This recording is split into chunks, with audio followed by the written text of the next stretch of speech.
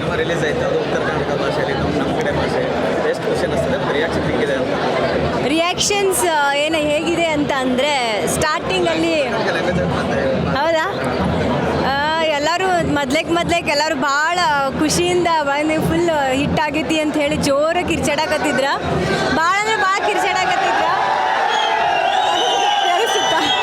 So ಸ್ಟಾರ್ಟಿಂಗಲ್ಲಿ ಎಲ್ಲರೂ ಭಾಳ ಅಂದರೆ ಭಾಳ ಖುಷಿಯಿಂದ ಬಂದಿದ್ರ, ಚಪ್ಪಾಳೆ ಹಾಕತ್ತಿದ್ರ, ಸಿಳ್ಳೆ ಹಾಕತ್ತಿದ್ರ. ಬಟ್ ಹಂಗೆ ಮೂವಿ ಹಂಗೆ ಹೋತ ಎಂಡ್ವರೆಗೂ ಅಂದರೆ ಒಂದು ಕ್ಲೈಮ್ಯಾಕ್ಸ್, ಒಂದು ಮಿಡ್ಲ್ ಇಂಟರ್ವಲ್ ಬಂದ ಕೂಡಲೇ ಅದಾದಮೇಲೆ ಎಲ್ಲರೂ ಒಂಥರ ದಂಗ್ ಹೊಡ್ದಂಗೆ ಕೂತ್ಕೊಂಡ್ಬಿಟ್ರ. ಏನೋ ಒಂದು ಎಮೋಷ್ನಲಿ ಕನೆಕ್ಟ್ ಆಗೈತಿ ಇವರಿಗೆ, ಮೂವಿ ಕನೆಕ್ಟ್ ಆಗೈತಿ ಅಂತ ಅದು ಅವ್ರ ಎಮೋಷ್ನಲ್ ಆಗ ಗೊತ್ತಾಗ್ಬಿಡ್ತಾ. And hats off to Masti ಸರಿಗೆ ಹೇಳಕ್ಕೆ ಇಷ್ಟಪಡ್ತೀನಿ, ಯಾಕಂದರೆ ಡೈಲಾಗ್ಸ್ ಅಂದರೆ ಬೆಂಕಿ ಐತಿ. ಒಂದಕ್ಕೊಂದಂದ್ರೆ ಕಾಮಿಡಿನೂ ಐತಿ, ಎಮೋಷನ್ನು ಐತಿ. ನನಗೆ ಕೊಡಿರೋ ಡೈಲಾಗ್ಸ್ನು ಎಷ್ಟು ಚಲೋ ತೋರಿಸಿದಾರ. ಆಮೇಲೆ ಅಭಿ ಸರ್ಗೂ ಭಾರಿ ಚಲೋ ಮಾಡಿದ್ದಾರೆ ಡೈರೆಕ್ಷನ್ಸ್ ಎಲ್ಲ. ಆಮೇಲೆ ಅಲ್ಲ ಎಲ್ಲರೂ ಚಲೋ ಕಾಣ್ಸಕತ್ತಾರ.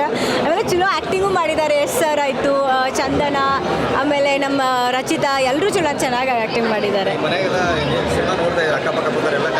ಹೌದು ನನಗೇನಂದ್ರೆ ಒಂಥರ ನಮ್ಮ ಊರಿಗೆ ಹೋಗಿ ಬಂದಂಗೆ ಅನ್ನಿಸ್ತು. ಮೂವಿ ಒಳಗೆ ಕುಂತ್ಕೊಂಡು ನೋಡಿದಾಗ ಅಲ್ಲೆಲ್ಲ ಕಟ್ಟಾಗೆಲ್ಲ ಕೂತ್ಕೊಂಡು ಅಜ್ಜಿಗಳ ಎಲ್ಲ ಟೈಮ್ ಪಾಸ್ ಮಾಡ್ತಿರ್ತಾರಲ್ಲ, ಅದನ್ನೆಲ್ಲ ನೋಡಿದಾಗ ನಮ್ಮೂರಾಗ ಹಿಂಗೆ ಮಾಡ್ತಾರಲ್ಲ ಅಂತ ಅನ್ನಿಸ್ತು. ಬಿಟ್ಟು ಒಂದು ಊರಾಗ ಏನು ನಡೀತೈತಿ ಆ ಥರ ಒಂದು ಮೂವಿ ಮಾಡಿ ತೋರಿಸಿದ್ದಾರೆ ಅಂತ ಹೇಳ್ಬೋದು. ಮಮ್ಮಿ ಬಾ. ನನ್ನ ಮಗಳ ಬಗ್ಗೆ ಹೇಳೋದೇ ಅಂದರೆ ಅವಳು ನಿಜವಾಗ್ಲೂ ತುಂಬ ಚೆನ್ನಾಗಿ ಮಾಡಿದ್ದಾಳೆ. ನಿಜವಾಗಿ ಇಷ್ಟೊಂದು ಅಂದರೆ ಫಸ್ಟ್ ಮೂವಿ ಅವಳದು, ಫಸ್ಟು ಮೇನ್ ಲೀಡ್ ತೊಗೊಂಡು ಮಾಡಿದ್ದು ಫಸ್ಟ್ ಮೂವಿ. ಆಮೇಲೆ ಅವಳು ಹಿಂಗೆ ಮಾಡ್ತಾಳೆ ಅಂತ ನನ್ನ ಕನಸಿನಲ್ಲೂ ಎನಿಸಿರಲಿಲ್ಲ. ತುಂಬ ಚೆನ್ನಾಗಿ ಮಾಡಿದ್ದಾಳೆ, ಎಮೋಷ್ನಲ್ ಆಗಿ ಬಂದಿದೆ, ರೊಮ್ಯಾಂಟಿಕ್ ಆಗಿ ಬಂದಿದೆ. ಆಮೇಲೆ ಸೋಮು ಅವರು ತುಂಬ ಚೆನ್ನಾಗಿ ಮಾಡಿದ್ದಾರೆ. ಉಳಿದ ಎಲ್ಲ ಆ್ಯಕ್ಟ್ರಸ್ಸು ತುಂಬ ಚೆನ್ನಾಗಿ ಮಾಡಿದ್ದಾರೆ.